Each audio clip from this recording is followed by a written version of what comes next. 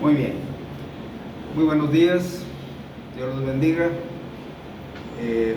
Vamos a iniciar. Marlencita, aquí estás, buenos días. Socorrito, buenos días. Guadalupe, Dios los bendiga. Leonardo, saludos a Ángeles. Y bueno, pues todavía tenemos mucho que conocer y aprender de este tema que estamos llevando. Es la multiplicación espiritual. Espiritual porque se refiere a los que son nacidos de Dios, los que son nacidos de nuevo, que llevan en sus vidas el testimonio de Jesucristo. Y el enfoque es que el plan de Dios de ganar el mundo, ganar las naciones para Cristo, de llevar muchos hijos a la gloria, era mediante el principio de multiplicación. Y también estamos viendo que paralelamente o simultáneamente más bien a la obra de Dios a través de los siglos, ha venido como una sombra persiguiendo la obra de Dios, la oposición que nace en el espíritu del diablo, de Satanás, pero que sus instrumentos, sus medios son las personas que están alineados con el sentir de Satanás, con el pecado, ¿verdad? Y la verdad que lo que separa entre las personas y Dios es el pecado. En ese sentido, el hombre no solamente es incrédulo o rechaza, sino no sabe cuándo empieza a verse luchando contra Dios, contra su obra, contra sus testimonios, y él empieza a alimentar y a levantar esa oposición en blasfemias, en vituperar el nombre de Cristo, las Escrituras, el testimonio cristiano, la esperanza de la vida eterna, todo. Bueno, así es la presencia de la oposición manifestada en personas, realmente es lo que estamos viendo. Y bueno, antes de continuar estamos tocando muchos aspectos de la historia de la obra de Dios desde los días del Edén, de Adán y Eva, y verdaderamente pues nos gozamos en que esa obra ha sido una obra viva, una obra que trasciende a través de los tiempos, de las culturas, de los siglos, y ha llegado a nuestras vidas. Esa obra la vemos en las Escrituras, pero la vemos en nuestras vidas, en nuestros hogares, que esa obra está activa y todavía el principio de Dios está obrando de la misma manera, mediante una multiplicación espiritual. Entonces, cuando vemos tantos detalles o sucesos, eventos, personajes, podemos caer en el error de perder el objetivo. Sí, efectivamente, cuando estudiamos la Biblia conocemos infinidad de cosas históricas, de culturas, tanto que conocemos del corazón del hombre, pero el conocimiento también es una trampa que nos puede despertar un apetito insaciable por el conocimiento de la humanidad, del hombre, de las culturas, de Dios, y quedarnos solamente en el conocimiento. La Biblia dice que el conocimiento envanece, mas la palabra de Dios edifica. Bueno, es importante a través de los sucesos, de los eventos, los personajes, subrayar y puntualizar algunas cosas que tienen que ver con nosotros en estos días. Bueno, el llamado es que no perdamos el objetivo. Y para ver que eso también está plasmado en la palabra de Dios, vamos a leer Primera de Juan 5:19. Y a ver quién lo quiere leer aquí. Eldita, si lo tienes. Sabemos que somos de Dios y el mundo entero está bajo el maligno. Sabemos que el mundo entero está bajo el maligno, ¿verdad? Bueno, la razón de estar hablando de una multiplicación es que Dios quiere alcanzar el mundo de los hombres, de las personas que están bajo el maligno. Es una influencia, es un poder espiritual que los cautiva con la mentira, con las tentaciones, con tantas cosas. Bueno, y sabemos que somos de Dios. Les habla a aquellos que han alineado su corazón con Dios y que el mundo entero está bajo el maligno. Y vamos a leer también Hechos 26:16 al 18. Si lo tienes, Dora, sí, por favor.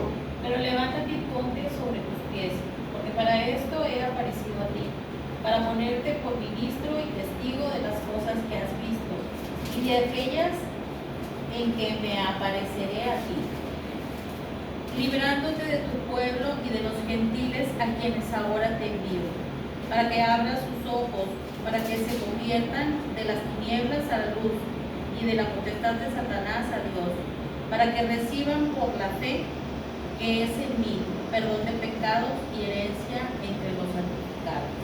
Bueno, esto lo mencionó, lo escribió el apóstol Pablo a los romanos, y él daba su testimonio. Él había sido un opositor que encarnaba la oposición, persiguiendo a muerte a los cristianos, y un día encontró a Cristo frente a frente y se derrumbó todo su fanatismo que tenía y se convirtió en su corazón a Cristo y lo llamó el Señor inmediatamente. Y él está diciendo aquí que el Señor cuando le dice: ¿qué quieres que yo haga, Señor? Levántate, ponte sobre tus pies, porque para esto he venido a ti, para ponerte por ministro y testigo de las cosas que has visto, librándote de tu pueblo, ¿verdad? Y de la potestad de las tinieblas, para que se conviertan de la potestad de las tinieblas a Dios. Bueno, eso es la visión que Dios quiere que veamos del mundo. Cuando dice el mundo entero está bajo el maligno, es efectivo, es real esto. El mundo de los hombres en forma natural están bajo la potestad, el poder, la autoridad, atrapados, ¿verdad?, en el poder de las tinieblas. Todo lo que pertenece a Satanás, la Biblia le llama las tinieblas y lo describe como un poder, diciendo la potestad de las tinieblas, ¿verdad? Que se conviertan. Para eso vine a ti.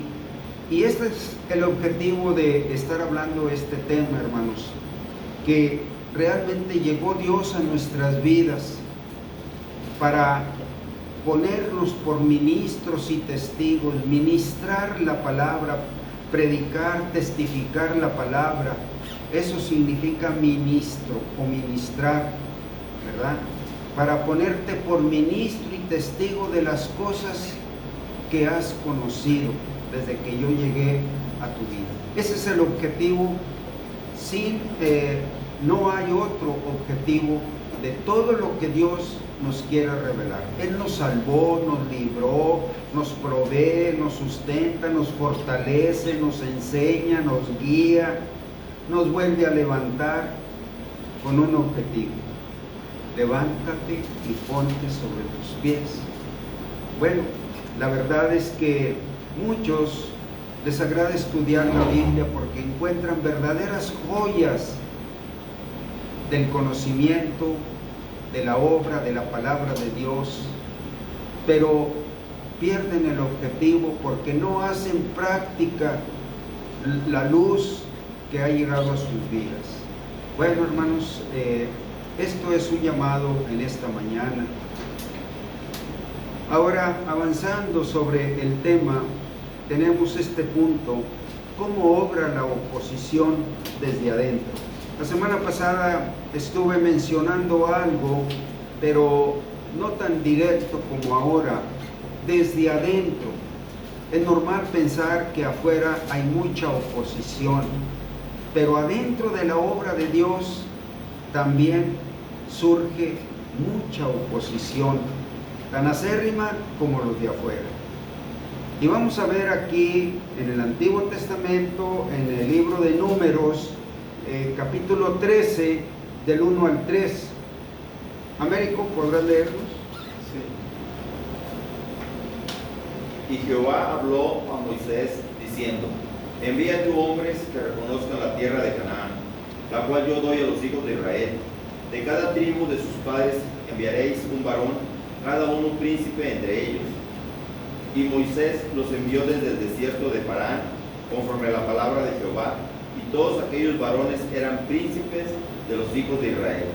Bien, aquí vamos a ver en un tiempo cuando estaba una etapa crucial en el plan de Dios, entrar precisamente a la tierra que Dios les había prometido, donde iban a conocer la vida que Dios les había prometido en esa tierra.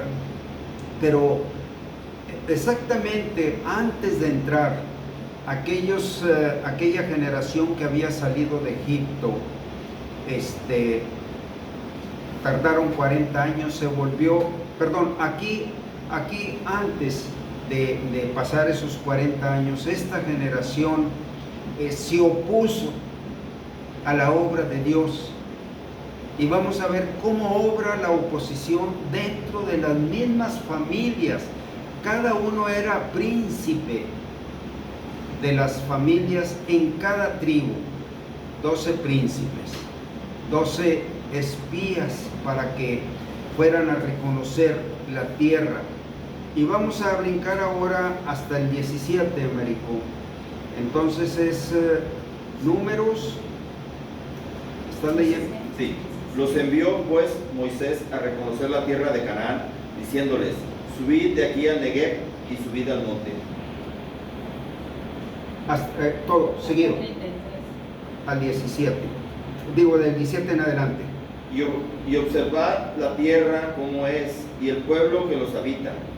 Y si es fuerte o débil, si poco o numeroso. Cómo es la tierra habitada, si es buena o mala. Y cómo son las ciudades habitadas, si son campamentos o plazas fortificadas.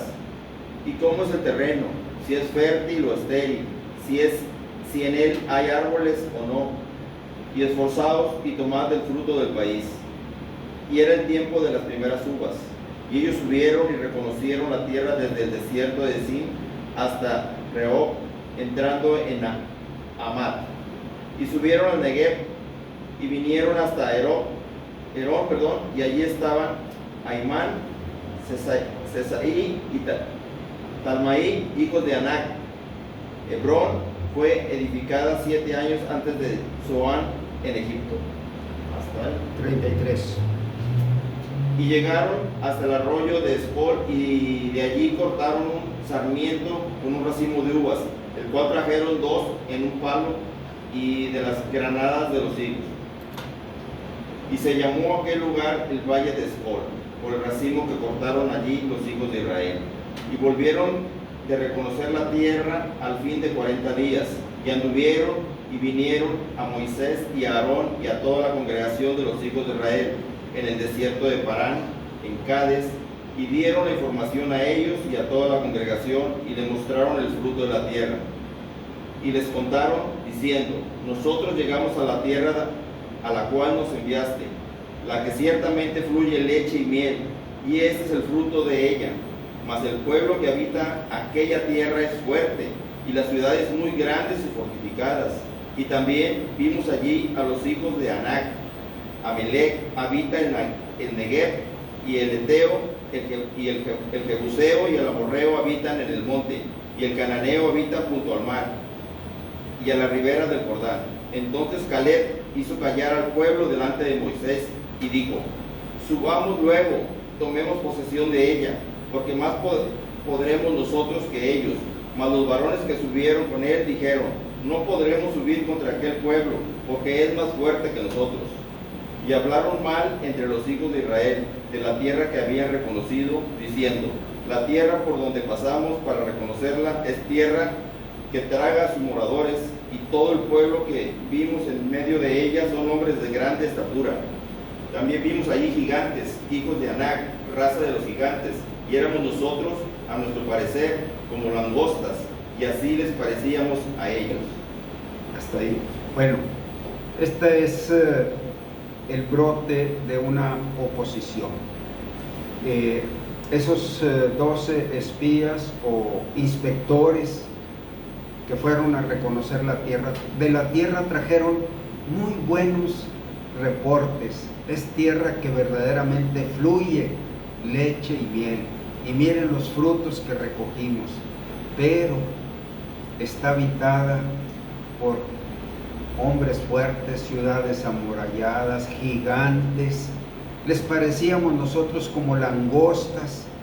Bueno, esta es la visión de lo que empieza a brotar en aquellos que no están de acuerdo y que empiezan a oponerse. Por lo pronto empiezan a levantar figuras invencibles, pero Caleb dice: hizo callar al pueblo delante de Moisés y les dijo: subamos luego y tomemos posesión de ella, porque más podremos nosotros que ellos. Bueno, esta es la figura de alguien, Caleb, vamos a ver un poquito adelante, de un creyente que no teme a lo que tiene que enfrentar. Más podemos nosotros que ellos, los venceremos, mientras que los otros empezaron a ver obstáculos, adversarios invencibles. Bueno, esta es la actitud, hermanos, de una iglesia, o de una familia, o de un creyente. Empieza a ver el mundo así.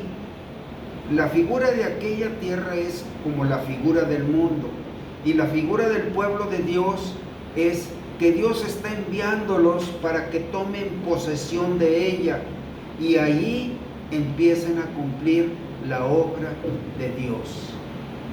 Bueno, pero aquí estamos identificando cómo nace la oposición desde adentro de la obra. Todos ellos eran cabezas de familia, cabezas de tribus, 12 tribus, ¿verdad?, que formaban la nación de Israel. Y se supone que las cabezas eran las que deberían tener la fortaleza para guiar a sus familias en la dirección de Dios. Bueno, con tristeza, hermanos, aquí identificamos la figura de hombres y mujeres y familias que no quieren cumplir la voluntad de Dios. Empiezan a quejarse, a espantarse, a engrandecer o maximizar las dificultades. Les parecíamos nosotros a ellos como langostas, y efectivamente había gigantes en aquella nación. Bueno, vamos a seguir leyendo otro pasaje también para ver eso. Ahora en el 14, Américo, Sí. vamos a leer del 1 al 11. Seguimos viendo este desarrollo de la oposición dentro del pueblo de Dios. Adelante. Entonces toda la congregación gritó y dio voces, y el pueblo lloró aquella noche. Y se quejaron contra Moisés y contra Aarón todos los hijos de Israel. Y les dijo toda la multitud: ojalá muriéramos en la tierra de Egipto, o en este desierto ojalá muriéramos. ¿Y por qué nos trae Jehová a esta tierra para caer a espada y que nuestras mujeres y nuestros niños sean por presa? ¿No nos sería mejor volvernos a Egipto? Y decían el uno al otro: designemos un capitán y volvámonos a Egipto. Entonces Moisés y Aarón se postraron sobre sus rostros delante de toda la multitud de la congregación de los hijos de Israel. Y Josué, hijo de Nun, y Caleb, hijo de Jefone, que eran de los que habían reconocido la tierra, rompieron sus vestidos y hablaron a toda la congregación de los hijos de Israel, diciendo: la tierra por donde pasamos para reconocerla es tierra en gran manera buena. Si Jehová se agradare de nosotros, Él nos llevará a esta tierra y nos la entregará, tierra que fluye leche y miel. Por tanto, no seáis rebeldes contra Jehová, ni temáis al pueblo de esta tierra, porque nosotros los comeremos como pan. Su amparo se ha apartado de ellos, y con nosotros está Jehová, no los temáis. Entonces toda la multitud habló de apedrearlos, pero la gloria de Jehová se mostró en el tabernáculo de reunión a todos los hijos de Israel. Y Jehová dijo a Moisés: ¿hasta cuándo me ha de irritar este pueblo? ¿Hasta cuándo no me creerán con todas las señales que he hecho en medio de ellos? Yo los heriré de mortandad y los destruiré, y a ti te pondré sobre gente más grande y más fuerte que ellos. Ya me pasó. Bien, bueno, veamos cuál era el sentir de ellos. ¿Sería mejor morir en esta tierra o regresarnos a Egipto? Es la mentalidad de alguien que no quiere enfrentar el llamado de Dios. Cuando les pone adelante una tierra que fluye leche y miel y que ellos tienen que entrar a poseerla. Ahora ustedes dirán: pero ¿por qué Dios les pone una prueba tan difícil? Tener que poseer aquella tierra mediante guerra contra habitantes mucho más fuertes. Y yo les voy a decir una gran razón. Los hijos de Dios somos hijos de un vencedor que venció todo el pecado, venció a Satanás con todas sus astucias, con todos sus poderes que tiene, lo venció, venció la muerte. Y nosotros tenemos una simiente de un vencedor. Y Dios quiere mostrar que somos hijos de Dios, mostrando al mundo que somos vencedores de este mundo que está bajo el maligno. El testimonio cristiano o de un cristiano es que él es un vencedor de su pasado, de sus cadenas, de sus errores, de su propia sabiduría. Él es un vencedor porque es hijo de un vencedor. Y acuérdense que el propósito de Dios es llevar muchos hijos a la gloria, hijos vencedores. Y también en Juan 1:12 dice: a todos los que le recibieron, a los que creen en su nombre, les dio potestad, poder, autoridad, dominio de ser hijos de Dios. Ellos no estaban hablando aquí como hijos de Dios, estaban hablando como esclavos y querían seguir y regresar y morir como esclavos. Pero nunca va a ser el plan de Dios de haberte llamado a su salvación, a la vida que Él tiene. Nunca será otro el propósito de que tú experimentes en tu vida y caminando sobre tus pies que eres un vencedor. Ese es el plan de Dios. Dios quería que experimentaran ellos el poder vencedor sobre aquellos habitantes. Obviamente esos habitantes estaban cerrados, opuestos a que ahí se levantara el testimonio de la gloria del Dios de los hebreos. Y este mundo es como esa tierra, opuesto a que se muestre a través de los hijos de Dios la gloria, el poder, la santidad, la elección que Dios hace de aquellos que llama y toma por hijos. Bueno, hermanos, esto es no tener la visión de Dios. Esto es no querer vivir en la simiente, en la nueva simiente, la nueva naturaleza, en la nueva criatura. El que esté en Cristo, nueva criatura es. Y si es una nueva criatura, entre su testimonio, su manera de conducirse, es un vencedor del pecado, de la mentira, de la injusticia, de tantas cosas que tienen y que quitan la vida. La paga del pecado es muerte, y un hijo de Dios vence el pecado. ¿Quién es aquel que vence el mundo? Sino aquel que cree que Jesús es el Hijo de Dios. Y esta es nuestra fe que ha vencido al mundo. Nuestra fe, ¿verdad?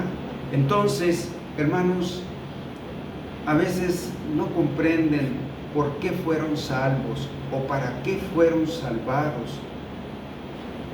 El plan de Dios es glorificarse en tu vida como un vencedor victorioso. Por el nuevo nacimiento pertenecemos a los vencedores, a los que vencen. Por eso se llama el mundo de los perdidos. Ellos clamaban por querer regresar a la esclavitud. Es inadmisible, ¿verdad? Bueno, piensa cuando estás en los pies llenos de quejas, llenos de enojo, pero siempre vemos ese testimonio. Caleb, ¿verdad? Hijo de Jefone, y José. Vamos a hablar más específicamente. Ellos son representativos. Miren cómo habla.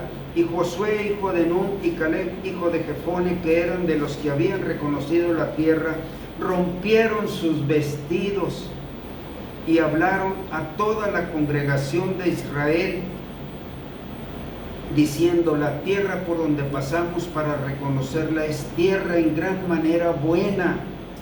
Si Jehová se agradare de nosotros, Él nos llevará a esa tierra y nos la entregará, tierra que fluye leche y miel. Sí, pero, sí quiero la tierra, pero sin conocer ninguna lucha, ningún problema, sin enfrentar dificultades. Bueno, pues Dios no tiene hijos de gelatina, tiene hijos vencedores, fuertes, fortalecidos con todo poder. Por tanto, no seáis rebeldes contra Jehová, ni temáis al pueblo de esa tierra, porque nosotros los comeremos como pan. Su amparo se ha apartado de ellos, y con nosotros está Jehová. No les teman. Bueno, ese es el espíritu. Aquí estaba hablando Josué, ¿verdad? Que al final fue el líder. Cuando terminó esta generación, él fue el líder de la nueva generación para introducir. Y vamos a ver que solamente Josué y Caleb fueron preservados, ellos y sus familias. Bueno, vamos a seguir leyendo un poquito sobre este aspecto en el mismo Números 14. Ahora leemos 20 al 24.